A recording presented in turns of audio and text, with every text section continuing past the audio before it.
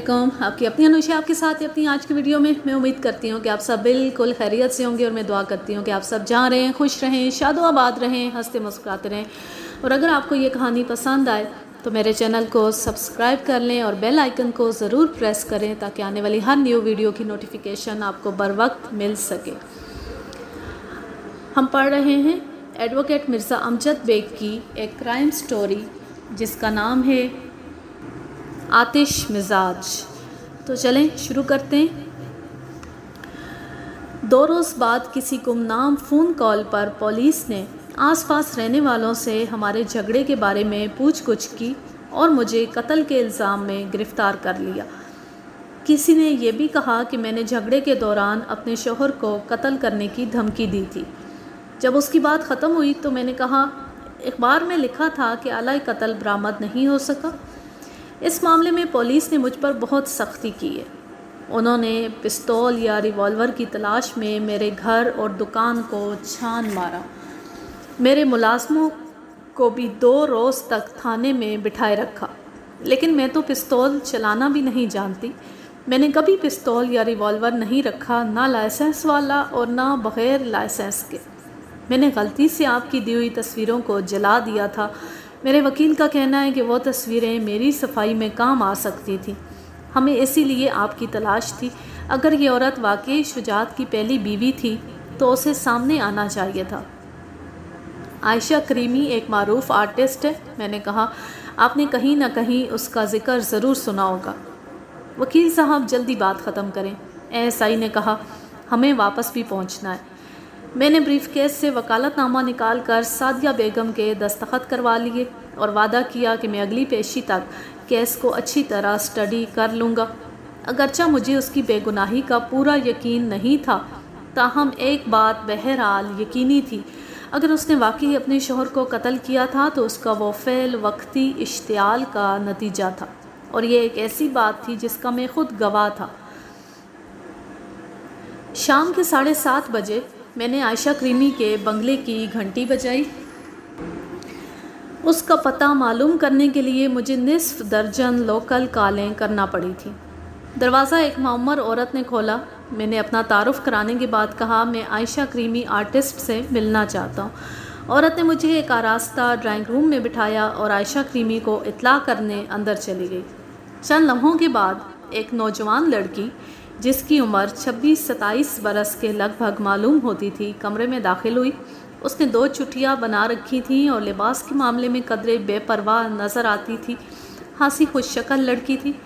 जी फरमाइए, उसने कहा और मेरे बिलमुकाबिल सोफ़े पर बैठ गई।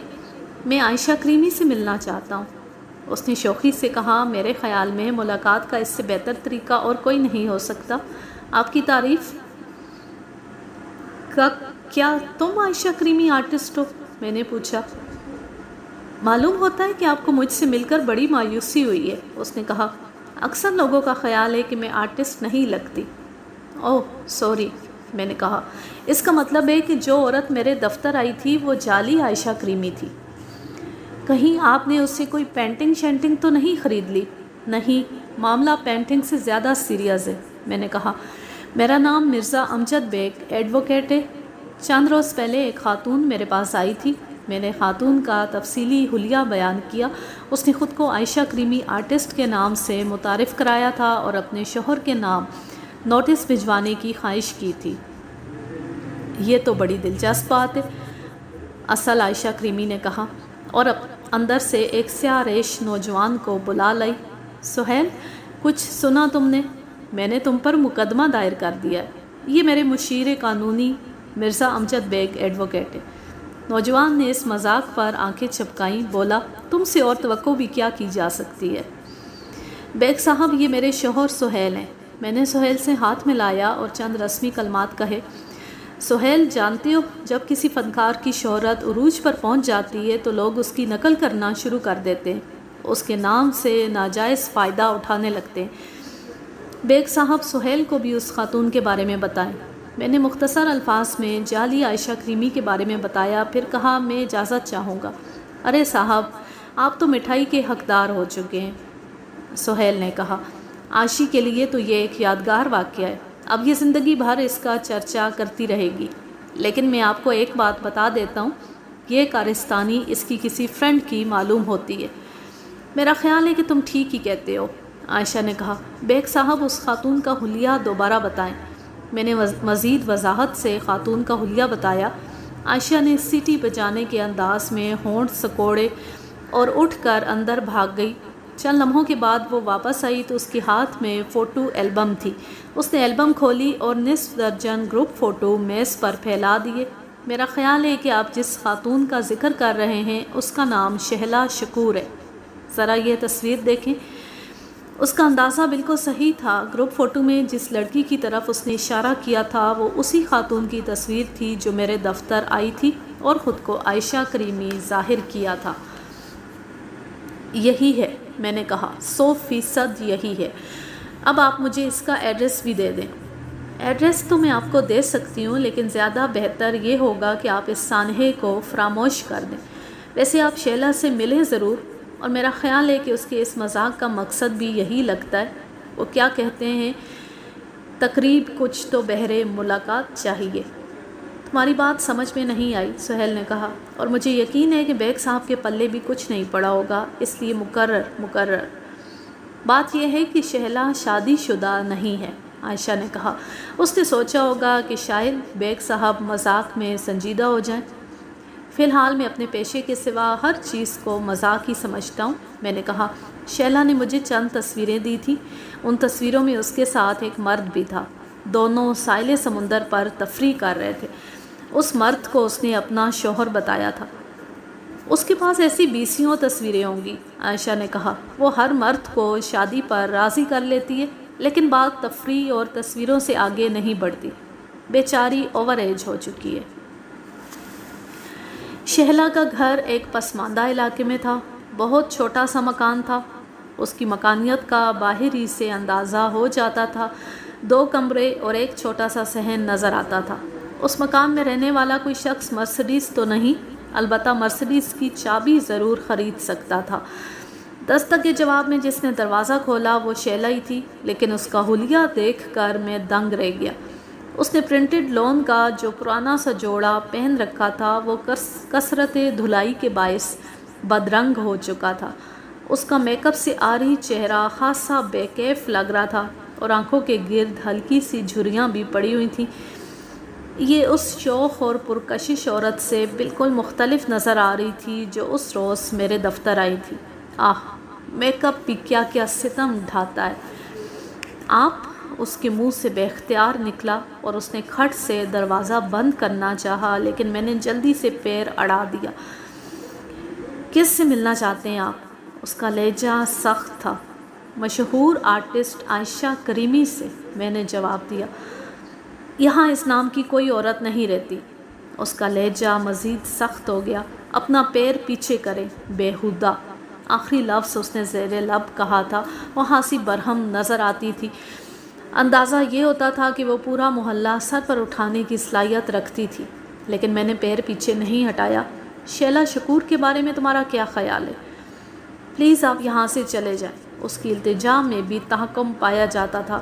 میں کل آپ کے دفتر میں آپ سے ملوں گی۔ اس نے پرتشویش نظروں سے دائیں بائیں دیکھا اور تھوڑا سا پیچھے ہو گئی۔ کچھ فاصلے پر دیوار کے سائے میں 3 آوارہ لڑکے کھڑے تھے اور لوفرانہ نظروں سے ہماری طرف دیکھ رہے تھے۔ ایک لڑکے نے آوازہ کسا، ڈبل اے استاد، جانے دے۔ دوسرے نے کہا، سانو وی لے چل نال وے باؤ سونی گڈی والیا۔ واضح طور پر شیلا کی عام شہرت محلے میں اچھی نہیں تھی۔ آپ چاہتے کیا ہیں؟ اس نے پوچھا۔ میں تمہارے ساتھ بات کرنے آیا ہوں، میں نے کہا، اور یہ بات چیت اگر اندر بیٹھ کر ہو تو زیادہ بہتر ہوگا۔ اندر سے کچھ ملی جلی آوازیں آ رہی تھی۔ اس نے بے بسی سے سر جھٹکا اور مجھے اندر لے گئی۔ 10 ضرب 10 فٹ کے اس کمرے کو بیڈ روم بھی کہا جا سکتا تھا اور ڈرائنگ روم بھی۔ اسے سستے سامان سے سجانے کی کوشش کی گئی تھی۔ فرش پر پیلے رنگ کا پلاسٹک بچھا ہوا تھا۔ میلے کپڑے اور فالتو چیزیں ادھر ادھر بکھری ہوئی تھیں۔ ایک طرف پلنگ بچھا ہوا تھا اور دوسری طرف ایک سیٹی رکھی تھی۔ میں سیٹی پر بیٹھ گیا۔ شیلا بکھری ہوئی چیزیں ایک طرف کرنے لگی۔ اسی لمحے ایک بوڑھا آدمی کمرے میں داخل ہوا۔ اس نے قدرے جھک کر مجھے سلام کیا اور بیٹھیں بیٹھیں کہتا ہوا دوسرے کمرے میں چلا گیا۔ جی، شیلا میری طرف مڑی۔ کیا چاہتے ہیں آپ؟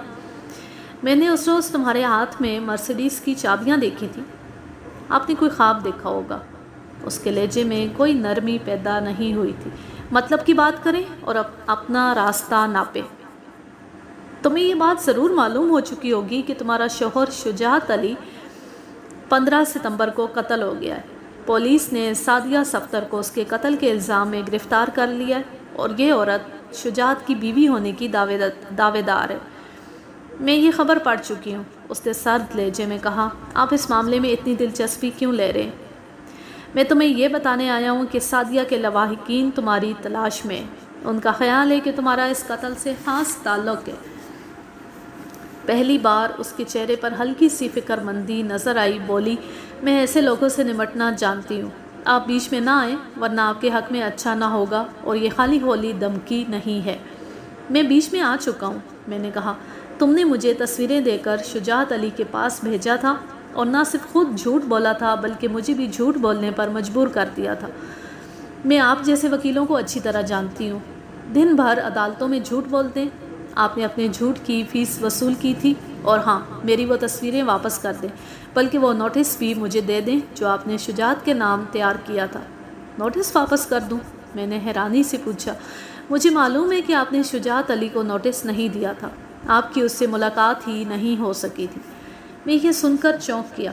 شیلا کو کیسے پتہ چلا کہ میری شجاعت سے ملاقات نہیں ہو سکی تھی؟ یہ بات دو ہی صورتوں میں ممکن تھی، یا تو شیلا میرا تعاقب کرتی رہی تھی، یا وہ شجاعت علی سے اس کی موت سے کچھ دیر قبل ملی تھی۔ نوٹس کے بارے میں اس کے اور میرے سوا کوئی نہیں جانتا تھا۔ نوٹس تم جب چاہے لے جانا، میں نے اپنا لہجہ نرم کر لیا، لیکن تصویریں نہیں مل سکتی۔ کیوں؟ اس نے جاننا چاہا۔ تصویریں کیوں نہیں مل سکتی؟ میں نے اسے بوتیک شاپ میں پیش آنے والے واقعے کی تفصیل بتائی، لیکن یہ نہیں بتایا کہ ایک تصویر اتفاقاً نیچے گر گئی تھی اور وہ تصویر میرے دفتر میں محفوظ رکھی تھی۔ اسے میری بات پر یقین آ گیا۔ وہ تصویروں کی وجہ سے فکر مند تھی، لیکن یہ جان کر کہ سعدیہ نے تصویریں جلا دی تھیں مطمئن ہو گئی۔ اب اس کے خیال میں میرے پاس اس بات کا کوئی ثبوت نہیں رہا تھا کہ وہ میرے پاس آئی تھی اور میرے ذریعے جعلی نام سے مقتول شجاعت علی کو نوٹس بھجوایا تھا۔ گویا وہ اس بات سے انکار کر سکتی تھی کہ اس نے مجھے شجاعت علی کے نام نوٹس بھجوانے کے لیے کہا تھا۔ ٹھیک ہے، میں کل آپ کے دفتر سے وہ نوٹس لے آؤں گی۔ اور ایک بات آپ اچھی طرح سن لیں، مجھے نہیں پتا کہ شجاعت علی کے کیس میں آپ کی کیا حیثیت ہے، آپ گواہ ہیں یا ملزم ہیں، لیکن میرا نام کہیں نہیں آنا چاہیے، اور اس بات کا آپ کے پاس کوئی ثبوت بھی نہیں ہے کہ میرا اس معاملے سے کوئی تعلق ہے۔ خاصی جیدار عورت تھی، مردوں کی طرح دھمکی دے رہی تھی، اور عجیب بات یہ تھی کہ دوسرے کمرے سے جو آوازیں آ رہی تھیں ان کے ٹیمپو میں کوئی فرق نہیں پڑا تھا۔ ہمارے کمرے میں ہونے والی تیز اور تلخ باتیں ضرور اس کمرے تک پہنچی ہوں گی، لیکن شاید وہ ایسی باتیں سننے کے عادی تھے۔ میں نے حکمت عملی سے کام لیتے ہوئے کہا، میں وکیل ہوں، اور وکیل فیس لیے بغیر کسی کیس میں ٹانگ نہیں اڑاتے۔ تاہم میں تمہیں ایک بات پہلے ہی بتا دیتا ہوں، وہ یہ کہ سعدیہ بیگم تمہارا ذکر ضرور کرے گی۔ اس کے فرشتے بھی مجھے نہیں جانتے۔ وہ اپنے شوہر کے ساتھ تمہاری تصویر دیکھ چکی ہے۔ تصویر میری جوتی، اسے میرا نام معلوم نہیں ہے۔ عدالت میں مجھ سے یہ سوال کیا جا سکتا ہے کہ میں نے سعدیہ کو جو تصویر لا کر دی تھی وہ میرے پاس کہاں سے آئی تھی، اور میں تمہارے مشورے پر سعدیہ سے یہ کہہ چکا ہوں کہ وہ تصویریں میں نے اتاری تھیں، لہٰذا میں بالکل لا علمی کا اظہار نہیں کر سکتا۔ کوئی اچھا سا جھوٹ بول کر اپنی جان چھڑا لیں، کہہ دیں کہ آپ تصویر والی عورت کو نہیں جانتے، آپ نے شجاعت کے کہنے پر اپنے کیمرے سے صرف 3 تصویریں اتاری تھیں، یعنی ایک اور خوبصورت جھوٹ۔ میں نے کہا، مجھے اس جھوٹ کا کیا فائدہ ہوگا؟ آپ کے ہمدردوں میں اضافہ ہو جائے گا، اور اگر میں نے جھوٹ بولنا پسند نہ کیا تو پھر آپ کے دشمنوں میں ایک خطرناک دشمن کا اضافہ ہو جائے گا، لیکن مجھے امید ہے کہ آپ ایسی غلطی نہیں کریں گے۔ میں نے اٹھتے ہوئے کہا، میں ایک ہی غلطی 2 بار نہیں کیا کرتا۔ اوکے، میں چلتا ہوں، کل 3 بجے کے بعد دفتر آنا، میں اپنی سہولت سے آؤں گی۔ اس نے ترشی سے کہا، مجھے مردوں سے ہدایات لینے کی عادت نہیں ہے، البتہ آپ ایک بات نوٹ کر لیں، دوبارہ اس گھر میں نہ آئیں۔ اب اس کی ضرورت نہیں پڑے گی، میں نے کہا۔ کم از کم یہ بات میری سمجھ میں آ گئی تھی کہ اتنے مردوں سے روابط کے باوجود ابھی تک اس کی شادی کیوں نہیں ہوئی تھی۔ اگلے روز میں نے سعدیہ بیگم کے ملازم الیاس کو دفتر بلایا اور اسے شیلا کے گھر کا پتہ دینے کے بعد کہا، مجھے اس عورت کے بارے میں کچھ معلومات چاہیے۔ یہ وہی عورت ہے جس کی تصویریں میڈم نے جلا دی تھی۔ میرا خیال ہے کہ آج کل اس کے کسی مرسڈیز کار والے سے مراسم ہے۔ یہ فقط میرا اندازہ ہے کیونکہ میں نے اس کے پاس مرسڈیز کی چابیاں دیکھی تھیں۔ اگر یہ بات صحیح ہے تو مجھے صاحب مرسڈیز کا نام و پتہ اور مرسڈیز کا نمبر چاہیے۔ یہ تو بڑا مشکل کام ہے، الیاس نے کہا۔ میں اتنے بڑے شہر میں ایک نامعلوم مرسڈیز والے کو کہاں ڈھونڈتا پھروں گا؟ یہ کام تمہارے تصور سے بھی آسان ہے۔ تمہارے پاس موٹر سائیکل ہے؟ خورشید علی کے پاس ہے، اس نے جواب دیا۔ یہ بھی سعدیہ بوتیک میں سیلز مین ہے، آپ نے اسے دیکھا ہوا ہے۔ وہ اس سیلز مین کی بات کر رہا تھا جس نے میری جیب سے تصویریں اڑائی تھیں۔ میں نے کہا، میں اسے اچھی طرح جانتا ہوں، خاصا ہوشیار آدمی ہے اور اس کام کے لیے موزوں بھی ہے۔ تم دونوں کل صبح اس پتے پر چلے جاؤ اور شیلا کے گھر سے کچھ فاصلے پر رک کر انتظار کرو۔ اگر شیلا گھر سے نکلے تو اس کے پیچھے لگ جاؤ، اور ایک بات کا خیال رہے کہ تمہارے چہروں پر جاسوسیت نہیں نظر آنی چاہیے۔ مجھے یقین ہے کہ شیلا ایک دو روز کے اندر مرسڈیز والے سے ضرور رابطہ قائم کرے گی، بشرط یہ کہ اس کا کوئی وجود ہو۔ یہ کام زیادہ مشکل نہیں ہے، اس نے کہا۔ میں نے اسے محتاط رہنے کا مشورہ دیتے ہوئے رخصت کر دیا۔ پولیس نے ہنوز مقدمے کا چالان پیش نہیں کیا تھا، نہ ہی آلہ قتل برآمد ہوا تھا۔ تیسرے روز الیاس کو صاحب مرسڈیز کا سراغ مل گیا۔ اس کا نام یونس انصاری تھا۔ وہ ایک ادھیڑ عمر بزنس مین تھا اور ایک فیشنیبل علاقے میں رہتا تھا۔ اگلے روز مقدمے کی پیشی تھی۔ عدالت کے باہر میں کیس کے تفتیشی افسر سے ملا اور کہا کہ میں تفتیش کے سلسلے میں اس کی مدد کرنا چاہتا ہوں۔ تفتیشی افسر ایس آئی تھا۔ اس نے کہا، آپ تو غالباً اس کیس میں وکیل صفائی ہیں، اسی لیے تو میں آپ کی مدد کرنا چاہتا ہوں، میں نے کہا، اور ایک کاغذ جیب سے نکال کر اسے تھمایا۔ اس پر یونس انصاری اور شیلا شکور کے پتے درج تھے۔ یونس انصاری کی مرسڈیز کا رجسٹریشن نمبر بھی تھا۔ یہ عورت، یہ شیلا شکور، واردات سے ایک روز قبل میرے پاس آئی تھی اور اس نے مقتول شجاعت علی کی بیوی ہونے کا دعویٰ کیا تھا۔ ملزمہ نے اپنے بیان میں جن تصویروں کو جلانے کا ذکر کیا ہے وہ اسی عورت کی تصویریں تھیں۔ پھر میں نے تھوڑی سی مبالغہ آمیزی کی۔ مجھے معلوم ہوا ہے کہ واردات والی رات یہ مرسڈیز عابد سقائر کے آس پاس دیکھی گئی تھی۔ آپ چاہیں تو ان دونوں کو شامل تفتیش کر سکتے ہیں، مجھے یقین ہے کہ آپ نقصان میں نہیں رہیں گے۔ اس نے توجہ سے میری بات سنی، پھر پوچھا، اس یونس انصاری کا اس معاملے سے کیا تعلق ہے؟ اس بات کا پتہ چلانا تو آپ کا کام ہے۔ میں صرف یہ بتا سکتا ہوں کہ یہ شخص آج کل شیلا شکور سے گہرا تعلق رکھتا ہے اور شیلا کا مقتول سے تعلق تھا۔ اس سے آگے معلومات حاصل کرنا آپ کا کام ہے۔ اس نے کاغذ دے کر کے جیب میں رکھ لیا اور معنی خیز انداز میں سر ہلاتے ہوئے ایک طرف چلا گیا۔ عدالت میں سعدیہ کے چند رشتہ دار بھی موجود تھے جن کے بارے میں پتہ چلا کہ وہ بالائی علاقے سے آئے تھے۔ وہ سعدیہ کے بارے میں خاصے فکر مند تھے۔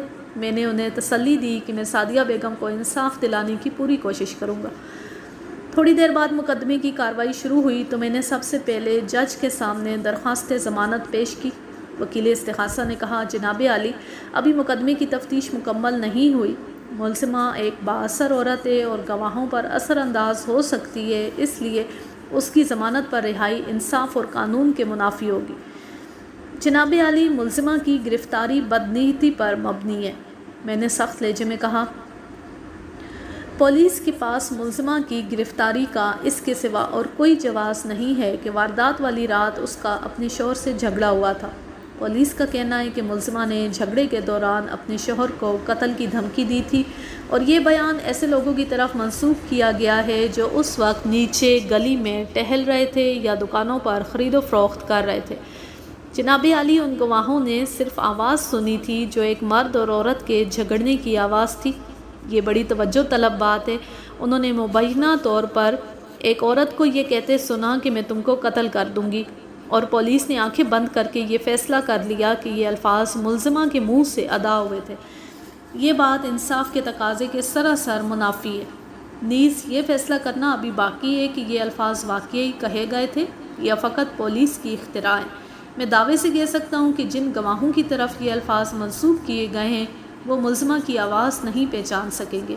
ان کے بیانات کا پول جرا کے دوران بخوبی کھل جائے گا۔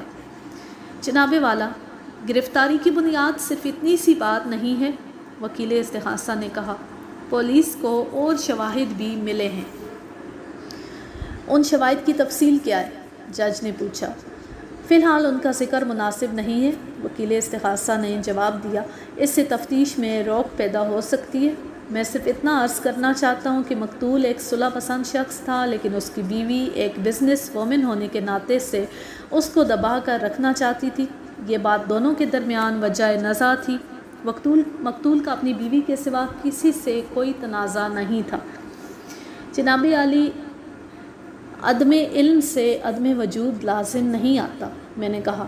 فاضل وکیل کا یہ کہنا کہ مقتول کا اپنی بیوی کے سوا کسی سے کوئی تنازع نہیں تھا عدم علم پر دلالت کرتا ہے۔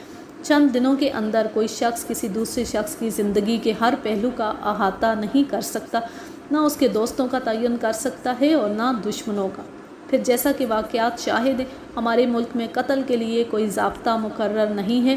یہاں چند سکوں کی خاطر اور پانی کی ایک بالٹی پر انسان قتل ہو جاتے ہیں۔ پولیس کا پہلا فیصلہ یہ تھا کہ قتل کسی نامعلوم ڈاکو یا ڈاکوؤں نے کیا ہے۔ میں نے اخبار کے تراشی کی فوٹو کاپی جج کے سامنے پیش کی۔